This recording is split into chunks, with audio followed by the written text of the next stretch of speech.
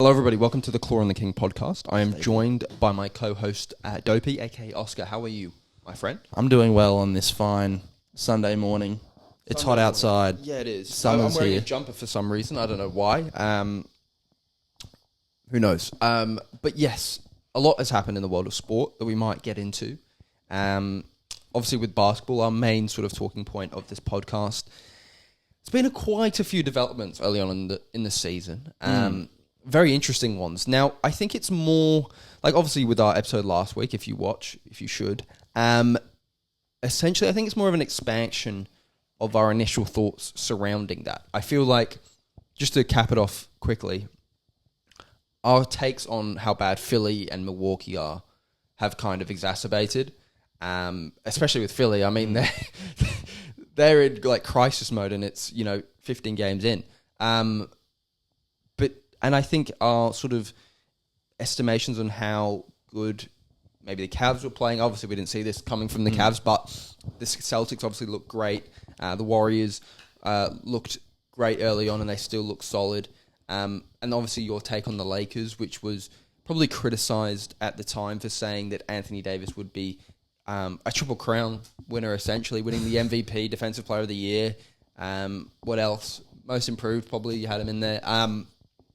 Yeah, it's been an interesting season. And obviously I want to probably get to a bit later on is an Australian that's sort of carrying the torch, so to speak, in terms of NBA. But is there something you wanted to kick off with in terms of the NBA chat? Not necessarily. I mean, actually, let's probably start with Philly. I feel like get the shit out of the way. Literally. Yeah. So obviously the last time we spoke, they were bad, probably 2-5, 2-6, something like that. And I said even at the start of the year when we first heard that Embiid and PG were going to be out the first week or two of the season, they're going to get to 2-10 and they're going to be scrambling to make the playoffs and the play-in. Now, I think they're 3-13 or something like that at the moment. Yeah, I think, Joel Embiid's played 3 games, I think. Looked pretty bad. I know he had 35 in one game, but for his standards, he hasn't looked great. Paul George has looked awful. This might be the worst contract in NBA history. Look, I want to thank the Clippers. I wasn't very grateful of their decision in terms of letting him go because, frankly, I thought we had nothing to lose by keeping him. Turns out we did. He is actually helping them lose. He is dreadful, cannot stay healthy. I think he just picked up another injury a couple of games ago, so I don't know how long he's out for. I think he did something to that hyperextended knee that he did in the preseason. He's looked dreadful. The only shining light, I'd say, for them is their TikTok star himself, Jared McCain, who's looked outstanding. He's looked like a Rookie of the Year candidate. I think it's 6 or 7 straight games of 20-plus points. And he's carried kind of the load offensively with Maxey being out, Embiid being out and then looking terrible when he's in. Then Paul George being in and out, well, he looks terrible. I think he's kind of carried the load offensively. But again, outside of Paul George, Maxey and Embiid, what other offense are you getting from that team? So it's tough to be... I mean, the guys scored multiple 30-point games in this stretch in terms of Jared McCain, but no one else is coming with him. No one else can carry the torch offensively with him because the whole team is built around these 3 guys who essentially are either injured or suck. Yeah. Or both. But yeah, that Paul George contract, just to harp on about that. I mean, they're paying him for, was it 4 years? Yeah, 4 years. Max money. I mean, this could be, I know it's early, but this could be sort of the makings of a Brooklyn Nets situation. Not in terms... It's gotten that written all over it. I mean, Embiid's contract as well. The guy is 30, which, isn't old for NBA standards, but for Joel Embiid standards, that's fucking old. Like, he couldn't stay fit when he was 23, so he's not going to be fit when he's 35, let's be honest. So, yeah, it's really, really panic stations for Philly. Trust the process. I think we can officially say that has failed miserably. Never got past the second round. Having, I didn't hate the idea, personally. I don't think... No, but in terms of the results, it's failed. Yeah, I think, they drafted 3 centers in 3 years. It was never bound for success when you do that. And Ben Simmons, but the idea itself, Sam Hinkie, I salute you because I actually do sort of have faith in that idea. But yeah, Philly look dreadful. Yeah, I mean, there's talks. I mean, I saw I think Wendy maybe saying Philly are getting to the stage where they just say to Paul George and Joel Embiid, let's shut it down for the year and come back next year, which they're not going to be better next year. They're just going to get worse and more injured. They're not at the stage where you can go, let's shut it down for a year and come back, like Ja Morant and the Grizzlies last year did. They're not at that stage. It's essentially right now, you got to do something or it's over. Make a trade. I don't know. I would honestly think about trading Embiid while he still has value. Yeah, I don't hate that idea. I think, I don't know what they do from this point. I think they've kind of just got to try it out for this year at least. But yeah, Paul George has looked like a disaster. Maxey, I mean, is he what they're paying him to be? I don't personally think he's pretty good. He's good, but is he going to impact the game as much as, especially on a team that's built like this? When you've got Paul George, I mean, he's a guy that scores with the ball in his hands. I think when you've got Embiid touching the ball so much, Paul George, and now Jared McCain's a starter, it's kind of like, I don't know how well they all gel together, even if they're all fully healthy and they look a lot better individually. I just don't see how this team even makes the playoffs. There's no... Yeah. Well, the one thing they do have going for them is they're in the East. So even they're 3-12 right now, but they're only 3 games out of the play-in, which is... a joke. Yeah, so I'd probably still pick them to make the playoffs, to be honest. When they're competing against Charlotte, Detroit, Chicago, Yeah, but they look so bad. I know they look so bad, but if those 3 guys are on the floor, there's no way they can lose to those teams, even though they suck. And which is also, I did see a thing coming out today, which I floated at the last episode, I think, which you weren't a fan of, that the NBA executives did bring up the idea of scrapping the conference system and just doing the top 16 teams for the playoffs, which I would love because only 3 teams in the East would make it, which is good. Oh, but look, I think that's fair. It is probably fair, but I just don't like it personally. I think it should be based on conferences. But, I mean... It happens in all sports. I think they're forcing us to sit through 3 rounds of Eastern Conference playoffs, which is just a bunch of shit teams, and then we're going to have elite teams not even make the playoffs in the West. Oh, look, I do understand it, but yeah, personally, I'm not for it. Right. Okay. But no, right. Milwaukee as well. I mean, see, they're in 6 now, so it's not even like they're that bad. Yeah, but what's their record? 7-9. Yeah, I mean, what is that? Again, they look bad. They've looked okay recently, but they look bad. They have Giannis, which is saving them. He is having another MVP but there's level no season. chance that they ever do anything against Boston. There's no chance they do anything against the top teams. Even in the East, they're not going to do anything against Orlando or the Cavs, who we'll probably get onto now. This is probably the surprise of surprise. I mean, there was no chance that anyone could have predicted that Cleveland would be this good starting off the year. I mean, they're 16-1. Just an incredible start from them. They just lost again to the Celtics, which was really close, and they had a couple of people out in Boston as well. What do you make of sort of the Cavs' start to the year? Well, you can't really critique it much. They've obviously maximised their potential. I mean, it's hard to say they could play better. 16-1 is pretty ridiculous. I think back to that year that the Warriors did. The Warriors start 17-0 one year. I want to say they did. And it was like a massive event of every time they played, are they going to, keep it going? And with the Cavs, no one really was even talking when they were getting to 14-15-0. People were just like, oh yeah, the Cavs are pretty good, but still no one cared. And now they're 16-1. I mean, but they're doing it by a committee similar to Golden State in the West. It's not like Donovan Mitchell's averaging 35 points a game. He's averaging 23, 24 points a game. But Garland's chipping in, Mobley's chipping in. All of the guys are just playing really well. I guess Kenny Atkinson's the coach, right? Yeah. Yeah. And he was not a very good coach, I would have said, before this season. But I think guess he was he is. underrated. I do. I think he was kicked out of Brooklyn by Kyrie and Kevin Durant, which obviously was a mistake because they brought in Steve Nash.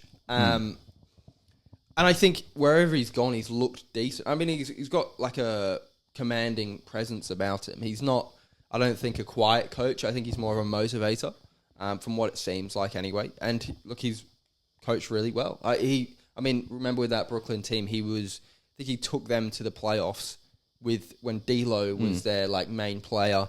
They had Jared Dudley, and remember that series with Jared Dudley versus Ben Simmons kind of beef. Speaking of that, did you see Ben Simmons' return game to Philly? I did not. Well, essentially he had a wide open layup and threw it against the backboard like a 6-year-old boy. I did see that. I did see that. Ben. Yeah, the fallen hero of Australian basketball. But no, I'm not too sure in terms of if Cleveland can sort of sustain this long term. But for now, I mean, good on them. Well, they've essentially locked up a top 4 seed already at the quarter point of the season just because of how shit the East is. But yeah, I mean, I still don't think they're in that same level as Boston in terms of championship contention. It's just Boston. I mean, Porzingis, I don't think has even played yet. So I mean, they're still got pieces to come back, and they already look unbeatable. So it's hard to see anyone matching them. I mean, New York have been up and down, probably not as good as I thought they'd be. I think they were probably not the disappointment, because I mean they're the top 3 seed, but they are disappointing in terms of how they've looked at times. But you never know; it could just take a while to gel because it's been a quite a big off season for them, transitioning a lot of players in and out. But again, it was something that we sort of harped on about in the off season. How is it a concern that obviously Thibodeau's got this identity where he plays tough defensive basketball, but you bring in a lot of guys that are just offensive guys, or can play defense but are mainly offensive guys, and you basically give away a lot of your key defensive pieces from last season. It's kind of like, how much can you sort of retain that good defensive basketball whilst adding to the offense that they had for last season, which they clearly needed in the playoffs? I think it's going to be interesting to see how that balances out. Orlando have looked good, I thought. Without Paolo, they're still winning games, so promising. I mean, obviously they just beat us with a game winner. Yeah, with Anthony Davis missing 2 free throws late on in the game, which is not the best. No. But it happens. 9 times out of 10 we win that game, so you can't be too upset. But yeah, the East, I think the East is just a crapshoot at the moment in terms of... Do you want to talk about Dyson quickly before we leave the East? Probably. Dyson Daniels, the Great Barrier Thief, as they call him. I saw that yesterday. He is... I mean, he's putting up historic numbers defensively. He's putting a real impact on that Hawks team, even though the Hawks still suck. He's putting an impact on them, and I think it was like a quote. I don't know if it was a quote, but it was like some like reporter said that the Pelicans were like heartbroken that they had to give up Dyson Daniels to get DeJounte Murray. They didn't want to do it, but Atlanta really wanted him. It's like, yeah, that's really convenient to say after the fact that you give away a player that was underperforming at your team, and you basically just threw him in there probably. But you're just like, we really didn't want to get rid of him. We knew this was coming. We saw that in practice every day. Yeah, he was so good. We just couldn't find minutes for him. Yeah. Him and DeJounte, similar players. We just had to give them away. But yeah, look, he's kind of the story in terms of the whole NBA. He's one of the key stories because of his defensive prowess. He's breaking records in terms of steal numbers, and he made a game-winning steal the other day. So yeah, he's really showing out for the Hawks, which is good for Australian basketball in the future. I think we're kind of in that lull period where we thought we'd be in a place where we might even be able to recruit Kyrie, or Ben Simmons would be in a much better place than he is now, and we'd have Josh Giddey, we'd have guys like that, him coming along in that team as well. But it's kind of stagnated. It feels like we don't really have a future right now. But Dyson Daniels is obviously the future at this point in terms of Australian basketball. And even his offensive game has come a long way. He's scoring, consistently. In the couple games that Trae Young was out, I think he was literally the number one option on offense, and he scored 25 points a couple times. Yeah. So, yeah, I mean, great stuff from him. Good job. And on the Australian team, I saw one report, I think it was an Aussie reporter, the worst take maybe I've ever heard, but he said, look, if we can sort of convince Kyrie to play for Australia in the next Olympics, it'll be perfect. He can be the backup option for Josh Giddey. And I'm thinking, Hang on a second. The backup option for Josh Giddey. Yeah, Josh Giddey, I wouldn't say is locked into anything at the moment. I'm just thinking, to even have that, Josh Giddey in the same stratosphere of player as Kyrie Irving is the most disrespectful thing I've ever heard. Let alone taking a back seat. Yeah, he's coming to Australia to be on the bench. And he was like, but Kyrie will be 35. I'm like, Steph Curry is 36 right now. Kevin Durant is 36. Yeah. Kyrie Irving at 35 is better than the ceiling of Josh Giddey's prime. Look, I tend to agree. Yeah. But no, it's interesting to see where it goes in terms of Australian basketball. We've obviously got Josh Green in there as well. Probably lacking a big man at this stage or a real presence up top. But yeah, we'll see. Anyways, moving on to the West. Moving on to the West, the Wild West. Where to start? I guess we can... We should start with our teams, I reckon. Okay. We can start with the Lakers. Start with the Lakers. I think last time we filmed, I think we were on a 4-game losing streak after that away trip, and I was like, oh no, I've jumped the gun here. And then since then, I think we won 6 in a row. So yeah, you're a team of streaks. I mean, yeah. It started off, you won like 5 in a row, and then you're like, fucking JJ Redick's a savior. He's literally Jesus. Anthony Davis, have my children. Yeah. And then it went on like a 5-game losing streak, and you were like, ooh, Darvin Ham was good. I miss Darvin Ham right now. And then you've obviously gone on another winning streak. I think you're 4th, is it? Fourth, yeah. In the West. Yeah, look, Dalton Connect is a guy that sort of really emerged in the last couple of games, I felt. What's his name? What are they calling him? I don't know. Whatever stupid I mean, Connect 4 is what they call him, but there was some other nickname someone else came up with. But no, I mean, it's just sort of gone to prove how lucky the Lakers were that he fell to them. I mean, he is the perfect player for them, I feel, coming off the bench especially. Gives them an offense that they need and a ball create. It just gives them a dimension that frees up, I feel, the paint, especially when him and Anthony Davis are on the court together. I think teams are really respecting his jumper now, and it just frees up that paint for Anthony Davis and LeBron to sort of thrive in as well. But no, the Lakers look solid, I think. Yeah, I mean, we look great. The only issue is we're just not deep enough. You can see at the moment, as soon as one person goes down, we really struggle. At the moment, Rui's been out recently.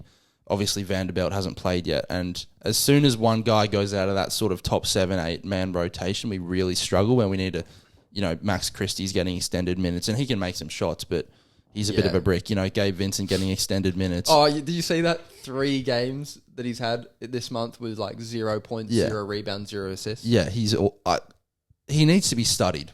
What sort of fall off is this? He did the Tony Snell 3 times in a month. But I just don't understand. The third option on a finals team to donuts. Well, I don't know what he like... I don't know what kind of Space Jam shit he went on during that Miami Heat run in the finals. He just looks like a little boy now. Yeah, he looks like, how is he in the NBA? Yeah. With Miami, he looked like he would get a max contract. Yeah. Like he looked like Jalen Brunson. But no, yeah. It's crazy how he went on like the biggest Norris Cole run. And the Lakers were like, you know what? He was our big free agent pickup. And this is nothing. Norris Cole, is Mario Chalmers. It's funny that it happened to the Heat, but it's literally that small guard that had that crazy It's Kendrick playoff. Nunn. Yeah, I mean, Kendrick Nunn.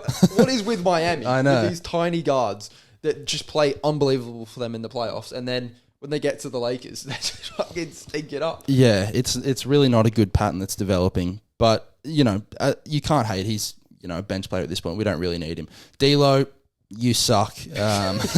Every time I watch him play, I'm like, this guy's just like a worse James Harden. I saw someone analyze, and that's hard to do at this point, but I saw someone analyze his shot form, and he's like doing, like he does different shit with his feet every shot. Like he does the splits in the air, he's doing star jumps. He's literally he's so zesty. It feels... Yeah, that's the problem. It's too zesty. Whereas Jared McCain, I mean, he's as zesty as anyone, and he's scoring multiple 30-point games. So zesty isn't bad. It's just you got to use it correctly. No, I feel like he envisions every time he steps on the court that he's playing a bunch of 6-year-olds, and he's just like messing around, just doing whatever, and then like the 6-year-olds score like a bucket on him, and then he like wakes up and he like decides to try hard, and then he decides to be like relax again and just do stupid shit. He's a weird player. He's a player that you can't rely on. No, definitely not. So I don't know how you're going to maneuver out of him because I don't know who would want him, really. But I do think you need a more consistent guard that starts every game. I don't hate him coming off the bench, especially in a playoff series where you can kind of get to him motivation. I don't know what the fuck. But he's just not, even like, someone like a Jordan Clarkson, that's what we want him to be, really, just a microwave scorer off the bench. I just can't see him even doing that. No. He doesn't have the ability to do that. I don't think he has the drive or even the athleticism to do it on a consistent basis, which is a bit puzzling. But no, look, I don't think it's sort of a time to talk about bad things for the Lakers. I think it's looking up. From where we were, I'm pretty sure I predicted us to be, near the bottom, missing the playoffs or scraping the play-in. So to be top 4, cannot complain. Yeah. Moving to the crosstown rivals, the Clippers, I don't know what they're feeding them, but they're somehow winning games in spite of James Harden sucking. Yeah, it's weird. Every time I can't watch the Clippers play, and I usually can't in the playoffs because I get so fucking nervous. And basketball's weird. It's not like other sports where there's like periods where it's like mellow. It feels like it's so up and down. Like I'll give you a fucking heart attack. Like even if you're like 10 up by 10, you're still not winning. Yeah. Like it's so it goes back and forth so much. It's so hard to be a fan of, especially in playoffs. But anyway, watching this Clippers team is impossible because offensively, it's so ugly. It is so ugly offensively. But defensively, it's fantastic. I mean, you have a bunch of guys that are great defenders. And team-wise, we're sort of blocking shots, we're getting rebounds. But unless we're on the fast break, we have no ability to create shots outside of James Harden. And when James Harden is creating shots, they're terrible shots. So, and he's bricking them all the time. So it's kind of a situation where, like, how on earth do we have this record when our offense is this bad? But defensively, I haven't looked at the stats sort of in depth, but I'd imagine defensively we're definitely top 2 in the league. Because every time, it's just like we keep our opponents to 90 points and we score 98. Like, it's a 98-90 contest every single time we play. But Norman Powell was the guy that sort of showed up, had been that offensive plug for us, with James Harden being terrible. I thought Coffee, when he started the last couple of games... Coffee. He's looked solid. Derek Jones Jr.'s looks really good. Chris Dunn's looked good as well, I thought. So a lot of our off-season acquisitions that we've brought in that were kind of like replacements for Paul George. Low-key, all of them are better than Paul George right now. So that's why we're... And there's still obviously the big question about will the big man ever return. I've heard that he's nowhere near close, but... Well, I think he started he started shooting shots. So he's 8 months off? Yeah, probably. I imagine he'll be back after the All-Star game. That's my prediction. I think he'll be... Do you think if he comes back and say they maintain a 35-25 record to that point, do you think he can come back and you guys can contend? No, not contend. But it would be... I think it's very... Look, it's pleasing for me. I was coming into the season really sort of down in the dumps because when we don't have our pick, it's kind of depressing knowing that an elite team already is getting your first-round pick when you know you're going to suck. But it turns out that we haven't been as bad as I sort of envisioned. I don't know how we've sort of done it defensively, but we've managed to scrape through games. Obviously, the Intuit Dome is a massive part of that. I think we're like won the last 5 in the Intuit Dome, which is great. But yeah, I think Ty Lue made the comment that we're treading water until Kawhi comes back, or the team is, just so we can make a push in the playoffs. But look, I don't think that's realistic, personally. When you see the Thunder, when you see other teams, like the Mavs, you see other teams, I just don't think we're going to get past the first round. No. Even with a fully healthy Kawhi, which will not happen because he has a degenerate knee. I love how... or degenerative. Yeah, Kawhi, he has no investment in the Clippers anymore, emotionally. Like when you remember the preseason interview he did where someone was like, "Oh, who have you been impressed with in preseason training?" He was like, no one." Yeah, I think he knows that his career is kind of done, but he's like contractually obligated to fucking play. Well, he's not giving up that $150. No, he's not giving up that money. So No, look, I think that's how it is. I think once you accept reality as a Clippers fan that Kawhi will never be fully healthy again. And look, when he plays and when he's played in the past when he hasn't been fully healthy, he's been fantastic. So it's kind of you're holding out hope that look, he'll play 20 games a year probably, and hopefully he still looks the same that he has done in the past with those 20 games, and that's all you can hope for.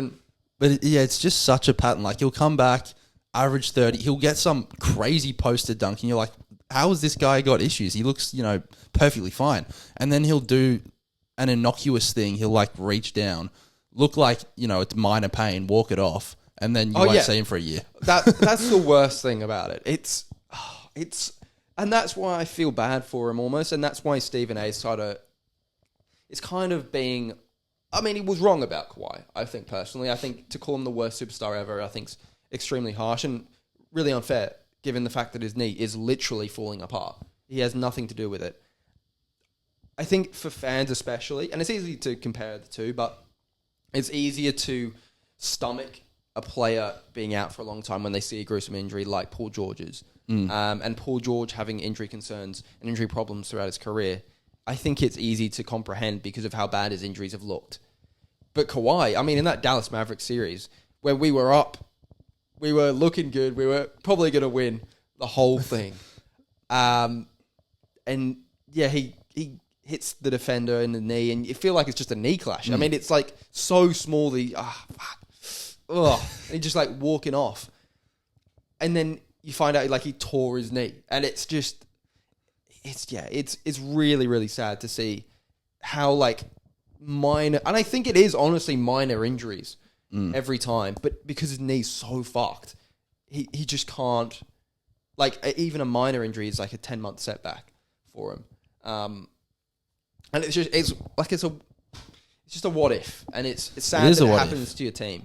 He was honestly on track to be maybe top 10 all time after the Toronto year. Definitely. I think even top 5. His legacy in terms of beating LeBron in the finals and winning the finals MVP, then sort of beating, I mean, obviously the Warriors were hampered with injuries, but winning in Toronto with single-handedly, obviously he had a great team around him, but he didn't have like a triage of superstars. Like he was the sole superstar in that team in a city that never won a championship and played against really good teams, had iconic moments in that playoffs. If he would have won a championship and stayed healthy with the Clippers, I mean, I honestly think he'd be probably top 5 at least all time. Wow. I mean, top 5. And look, maybe the old heads would say, Bill Russell, even though he averaged, he shot 44% from, the field as a center. No, Bill Russell knew how to win. Cool. I honestly think Kawhi, in terms of players of all time that could do both ends, and even with the Clippers, I don't think I've ever seen a player as good as Kawhi Leonard play for the Clippers. And we've had solid players, but when he's played, defensively and offensively, he's just a different animal. Yeah, he's definitely the best player the Clippers have had, for sure. But we can leave the LA teams there. We can move to some other teams. I guess the main disappointment so far in the West has been New Orleans. Now, well, they've had injuries. I mean, they are injuries. But it's crazy though. Like all their good players are injured. Trey except Murphy, Ingram, but DeJounte Murray, Zion, CJ, they've all missed time. I think they have, and that's why they're losing. But now they're in a very big hole at 4-13, where they're sort of. I mean, Zion. It's another hamstring injury, which is strange. You don't see many hamstring injuries in the NBA, but Zion finds them somehow. So, yeah, he's sort of in a position where, I mean, I don't think you can afford to shut him down for another year. That's like 5 years you've shut him down. Yeah, at what point do you have to say, come on? Yeah, I mean, it's very alarming, I'd say, that it just happens every year. And it's pretty much every team in the NBA, and we just have this conversation about injuries, but there are players that don't get injured and there are players that do.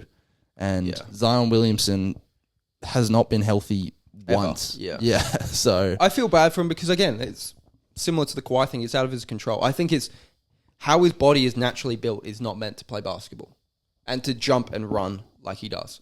His body just is not, the amount of weight that he carries, it's just, and the athleticism that he jumps with, there is no way that he wouldn't have knee problems, hamstring problems, ankle problems. He his body is just not meant for it. So it's kind of a situation where you have to be resigned to it, almost like the Kawhi thing. So yeah, I don't know what you do as a Pelicans fan. I don't know what they do. Hopefully they come back. You know, guys like CJ and DeJounte come back soon, so they can sort of at least muster up a play-in fight. But it's not like the East. It's not like when we said with Philly. They're 3 games out of, the play-in. They're not, completely out of it. In the West, it's kind of like, well, you can compete against Memphis, Phoenix. I mean, look at those teams there. Yeah, we'll see they're 5 games back of 10th now, which is a lot to make up on Minnesota and Memphis, who are going to be winning games the whole time. I mean, Minnesota with conference finals. Yeah. Memphis look really good. Like, Memphis don't look bad. I mean, they look okay, but they've looked good at times. I just don't see how they sort of get back into that fight. I mean, they were a playing team probably, or a high-end playing team when they're fully healthy, and the whole team stayed healthy the whole year. Yeah. And obviously it doesn't help that, teams like the Clippers and Lakers are overperforming for the Pelicans, but yeah. Yeah. So we can move, you've got that logjam from sort of 12th to 6th, really. I mean, with all those teams sort of scrapping, that changes on a daily basis, almost the order there. But we can look to the top. The fuck is wrong with my voice? But we can look to the top of the ladder. Houston, currently in 3rd. I feel like they're the overachievers. Obviously Golden State, but Houston... I think the Clippers are the bigger overachiever. And that's not being biased. I mean, look at the Clippers team. Okay, yeah, okay. The Rockets being 3rd is a bit of a surprise, but that's just mainly because Minnesota and, Denver aren't as good as in the past. But even still, I mean, the Rockets have come from, missing the play-in to 3rd. Well, no, they've looked good. I think, obviously, they've got a great coach in Udoka. They've got talent at their position. I mean, they had a young team last year and they barely missed out. They're obviously going to make a stride this year, so I don't think it's I don't think it's that big of a surprise, especially how the West has unfolded. If it was sort of a traditional West where OKC was at the top, Denver, Minnesota were all the top 3, and Houston managed to sneak in and really compete with those teams, I'd be a bit more shocked. But there are so many shocks in the West with the Clippers, Golden State, the Rockets, obviously. So I think it's been a bit of a shock in terms of the top of the West at the moment. I think it's early in the season, so I don't think it's probably right to say that it's a complete shock, especially at this point, because they were the same last year as well. They were really strong out the gate, and then they fell off later in the year and missed out on the play-in. But they weren't this good. I mean, no. But again, they've got a young team. Yeah, I mean, Jalen Green's been much maligned, obviously, for sucking the first couple of years of his career. But if he can turn into a contributor to a winning team, that's a good turnaround for him. Even like Fred VanVleet and Dylan Brooks, these guys they paid them a lot of money, which a lot of other teams probably wouldn't have. And if they're impacting winning, I mean, shout out to them. Shout out to my boys. Shout out to them. But I guess last one we can talk about is Golden State, obviously coming first at the moment. I did not see this coming for Golden State. I mean, after last year, they looked like the dynasty was probably done, but they've just done it again. I mean, I don't know how they keep doing it. It's incredible. Well, they retool. Every time that they look stale, they retool, and they had to make some tough decisions, especially with Klay Thompson. I mean, that's a guy that's been your second best player for over a decade, and it's kind of hard to stomach to get rid of him. And I think they made the right decision in that sort of area. They said, look, we've got to get younger at that position. We've got to bring our young guys through. We've got to let them play. And yet, I don't know how they're doing it. Steph is obviously playing out of his mind, but I think the whole team is just winning. There's not a player that's like jumped up to like, oh, he's playing unbelievably. I think as a team, they've just collectively all made improvements, and it's just resulted in wins. And I think Steve Kerr does need a lot of credit. I feel like Steve Kerr is one of those coaches that he's got 4 championships, but no one actually rates him as an all-time coach. No. But this year, I think you've got to give credit to him. He's playing a 12-man rotation, which is unheard of in the NBA. Like a legit 12-man rotation is crazy because, most of the time people are going to be pissed off that they're playing 10, 15 minutes. But these guys are all buying in. They're playing hard for the minutes they do get. And it's just working. There's guys that, Kuminga, who was meant to be the next star of this team, some nights he's getting, 10, 15 minutes, 2 points. Like, it's just, I don't know. He's somehow got them all to buy into this strength in numbers mentality, and they're just all, working. I mean, Buddy Hield, the big off-season acquisition, some nights he's barely playing. And Steph, I mean, Steph Curry is playing obviously great. He always plays great, but some nights he'll play less than 30 minutes and get 15 points, and they'll blow the team out. So, I mean, I think it's genius what Steve Kerr has done this year, and I think a lot of teams will start to look at that and go, hey, maybe we don't need to invest all this money in a top 7. Maybe we can get 12, 10 NBA ready players, and then that's the best way to do it moving forward. Yeah, no, it's a good idea. I think with different teams, I mean, in the past it was more common that you'd have a deeper rotation. But I think with the NBA, how it currently is, it's kind of prioritizing that you pay basically the 6, 7 best players on your team a lot of money, and then you just kind of fill it out with minimum guys for the rest and hope that some of them pan out.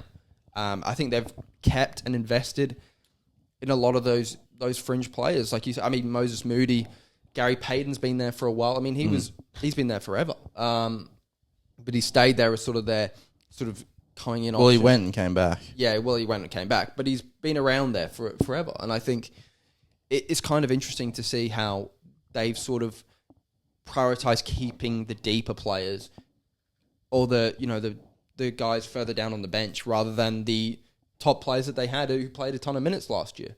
And that change of philosophy, I think, has been interesting, and it's worked. I think with Kyrie being sort of the head guy, and that they're winning. I don't think it's going to be. Historically, in terms of playoffs, that doesn't work. It just doesn't, because star players win in the playoffs, and if you have a great, 6, 7 man rotation, that usually wins in the playoffs because everybody plays 40 minutes.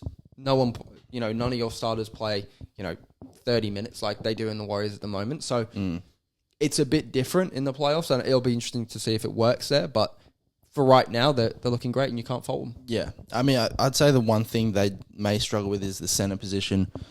Tracy Jackson-Davis, he's a bit trash, in my opinion. He doesn't look like a basketball player. He's kind of he reminds me kind of a dinosaur. Like, those big, long neck fuckers? It's a bit novelty need. Yeah, just kind of waddles about and just does it. I mean, starting for the number 1 team in the West, can't fault him. So, yeah, good on the Warriors. Yeah. Moving on. All right. Any other basketball stories? Nah, that's it. The All-Star game, quickly. Okay. Did you see the format that got announced? I didn't know if it was announced. I heard that. I'm pretty sure. They talked about it on ESPN. Yeah, I thought it was proposed. I don't know if it was confirmed that they were doing it. But what I thought it was confirmed, but maybe not. But it essentially just the Rising Stars format where there's 3 teams of 8. Yeah, I did. Yeah. Yeah. I hate it. I do as well. Why can't these players just play well for one game? Yeah. Why do you need to incentivize them to pick their own teams or have a team of 6 players going a round robin for an All-Star game? Just play hard. Yeah, it's terrible. I mean, it's first to 50, which is over in 5 minutes in the All-Star game, and the finals first to 25. So we're going to have 15 minutes of basketball, maybe, in the All-Star game. It's terrible. It's terrible. I mean, all we want to see is a real 48-minute normal basketball game of the best players in the world somewhat trying against each other. Yeah, like trying, even in a pickup sense, trying. Yeah. They play harder at LA gyms when they're practicing in the off-season. Why can't they do the same for the All-Star game? I don't get it. I just don't get it. I don't know why the culture has become let everybody do whatever they want in the All-Star game. I don't know why that sort of how that did, because it never was. It comes from the older players. Whoever the older players are, they determine how the game is played, essentially. Yeah. Because the young guys looked at that. And back in the day when it was Kobe and Jordan, they were saying, we're going to try hard. And the players would follow that. But now... LeBron is at fault. LeBron, I love you. I'll glaze you, but... Anytime you want, LeBron. But I think you are a little bit to blame for the state of the All-Star game at the moment. Yeah, absolutely. So... If he and when they did that new format where they picked the teams, like they did in a pickup game, and they did it on TNT. When LeBron was brought into that, you could see real effort in that game. But then after that year, he kind of was like, fuck, this is kind of boring.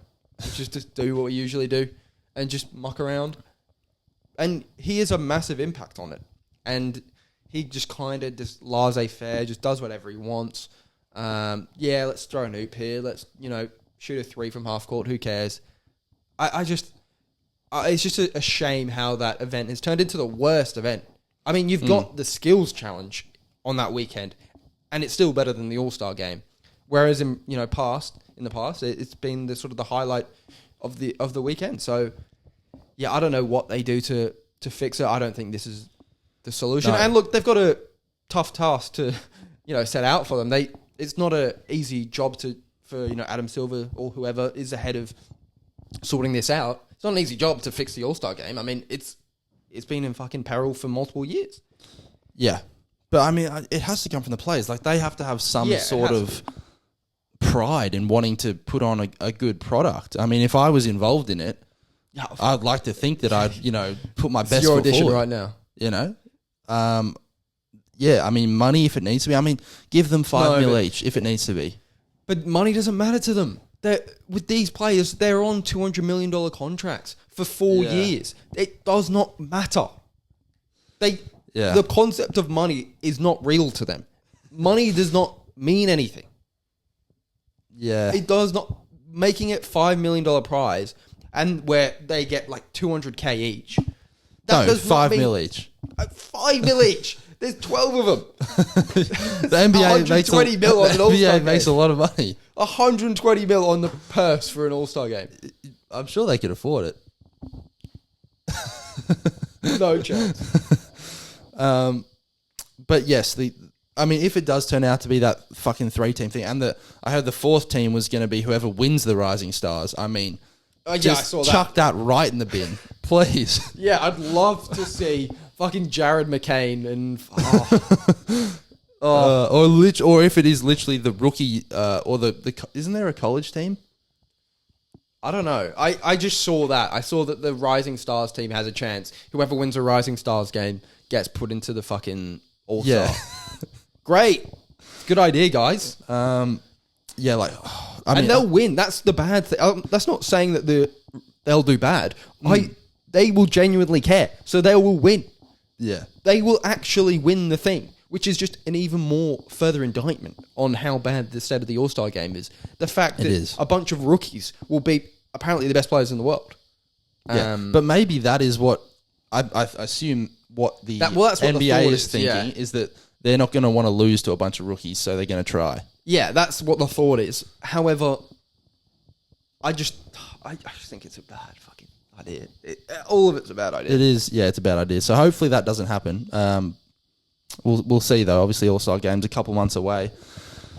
Lots to look forward to though. We'll see how it plans out. I think we can leave basketball there. Yeah. We can shift to some cricket. Cricket at the moment. Yes, the first test match has just got underway. Australia versus India. Massive series.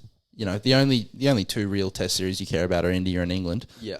So when either of those teams are in town, it's always exciting. The first test over in Perth, first 2 days have already happened.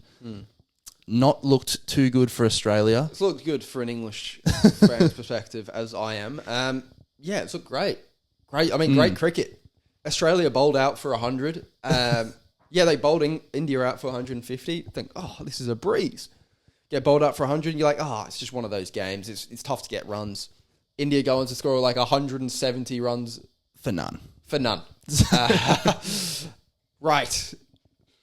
Yeah. That's not looking good. It's not looking good.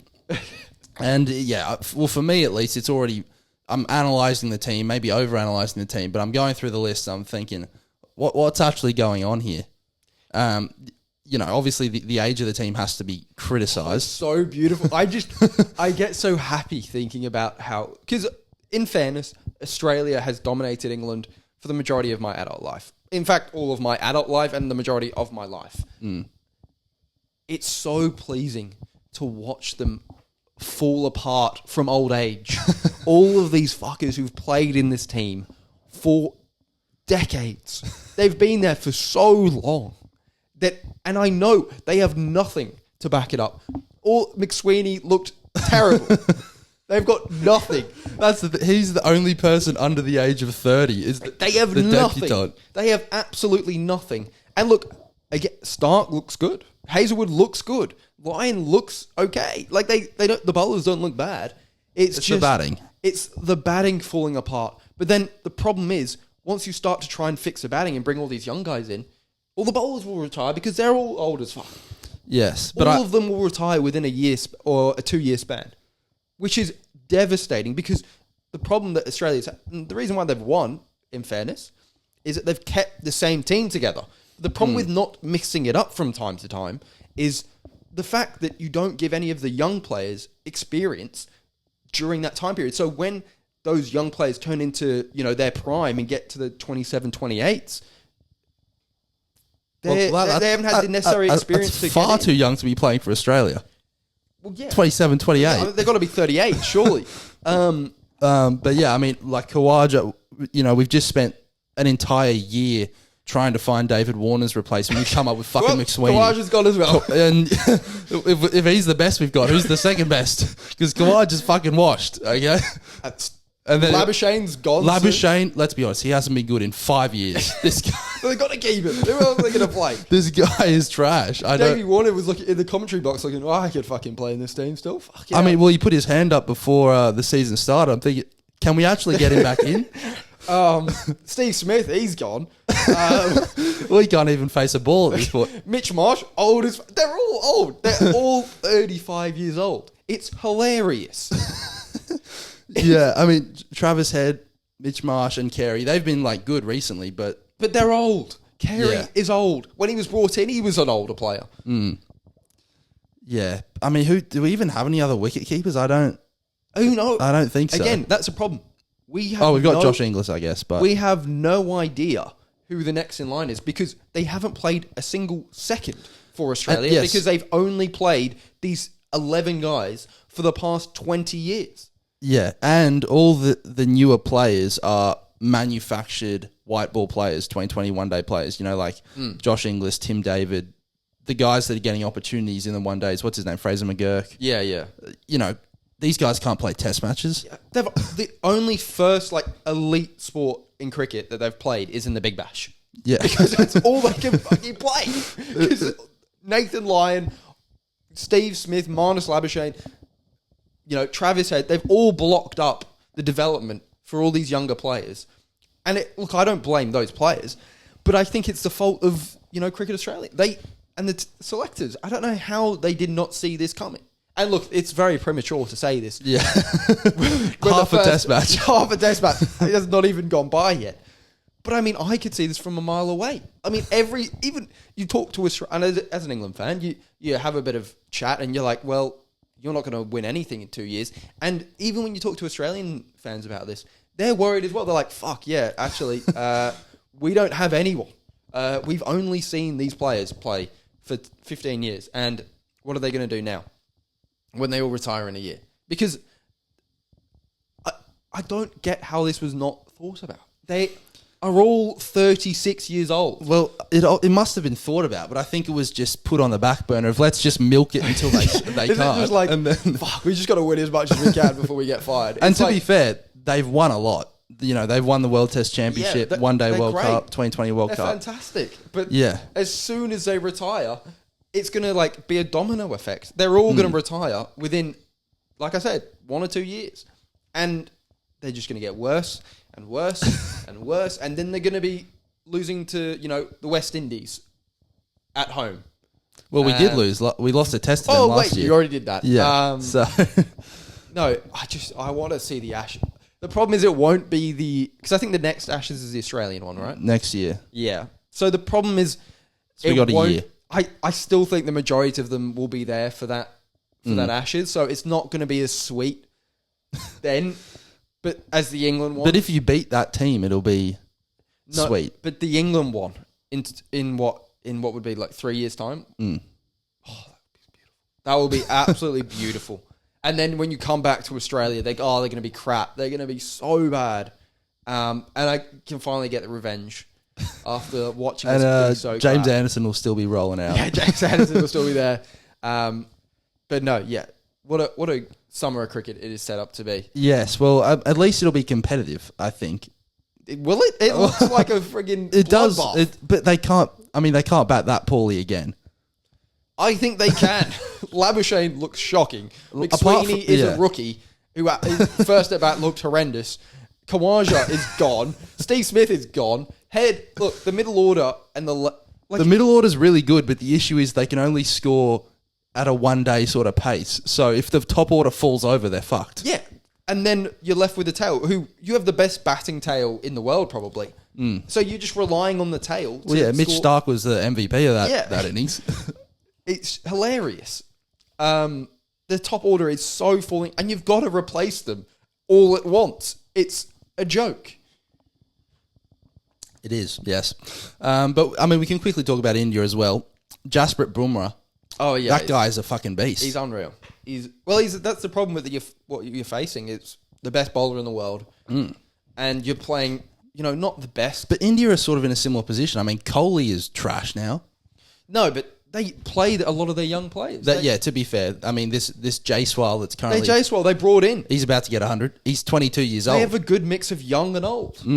Bumrah is getting up there in age, but they've got, Siraj, who's a bit younger.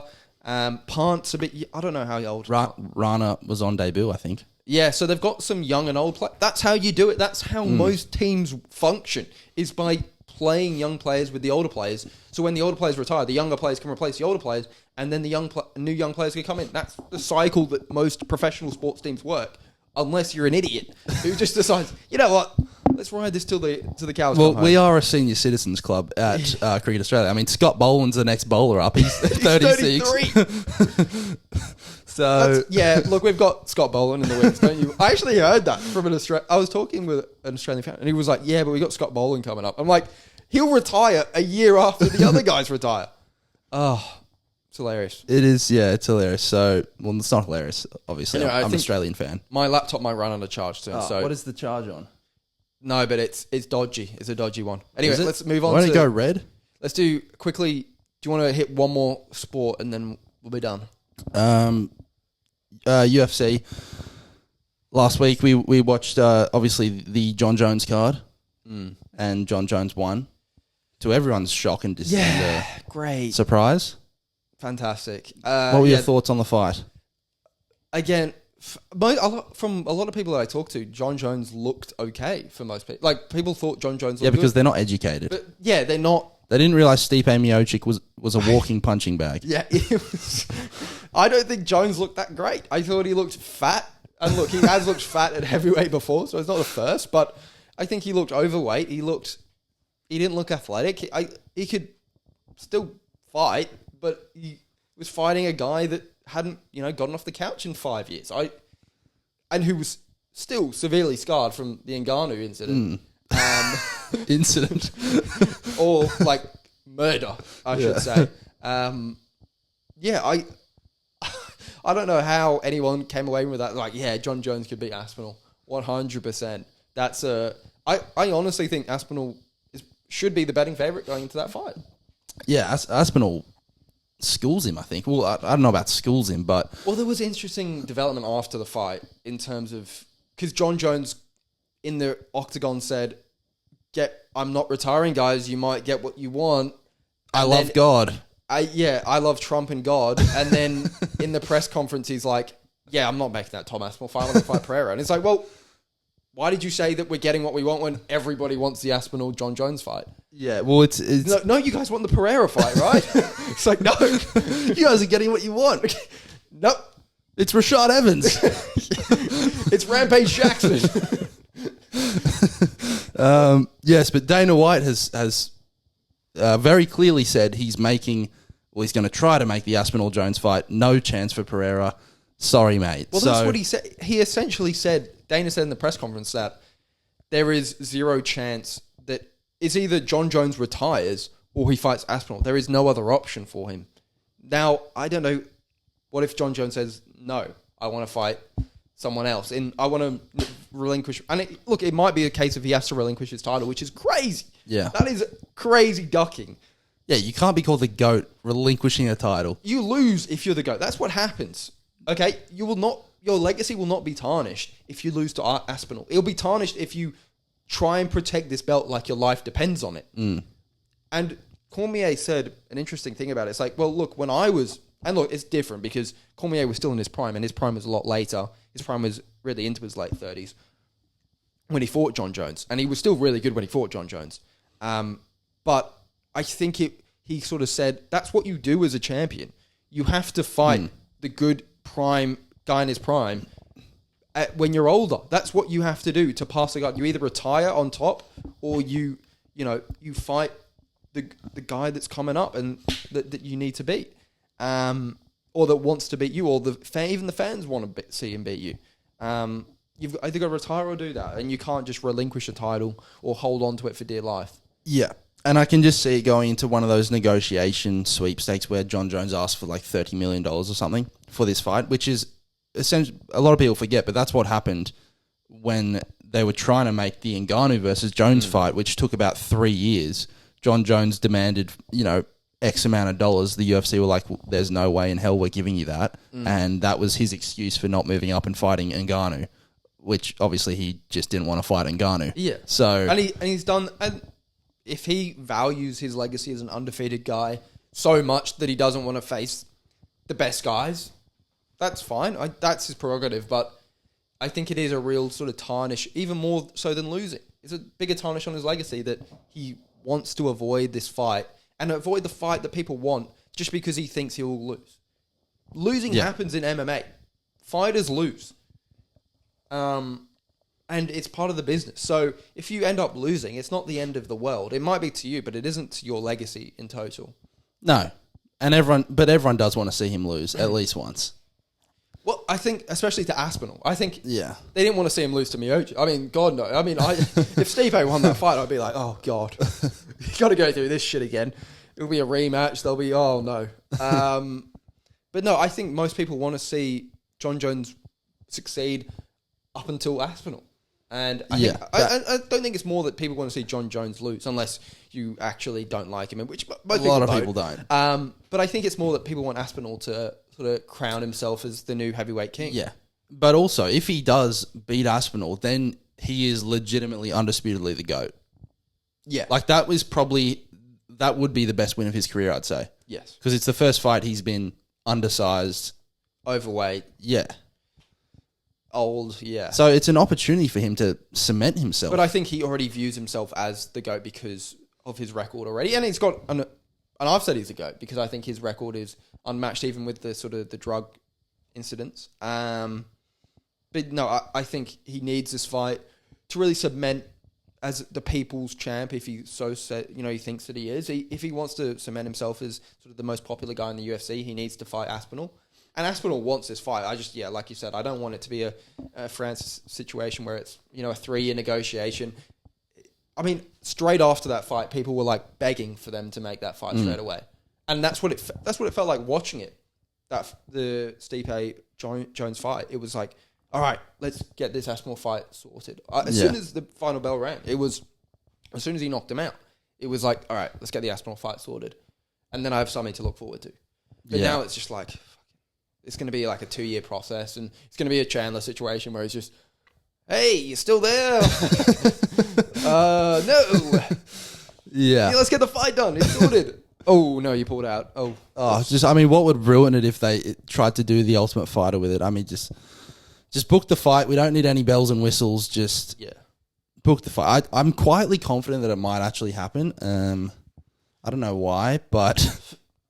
Yeah, I do think Jones is probably warming up to the fact of doing it. I do think he's kind of I think originally I think he like whines and craves for the approval of the fan. Yeah. And I think he initially thought that it wasn't that big of a deal because Aspinall apparently to him wasn't that big of a name. But I think now he's kind of dawned on him that this is kind of the biggest deal of my career. Yeah. So I might want to do this fight. Yeah. And yeah, look, I would pick Aspinall to win, but yeah, hopefully it gets sorted out within the next couple of months, but I doubt it will. Yeah. Unfortunately.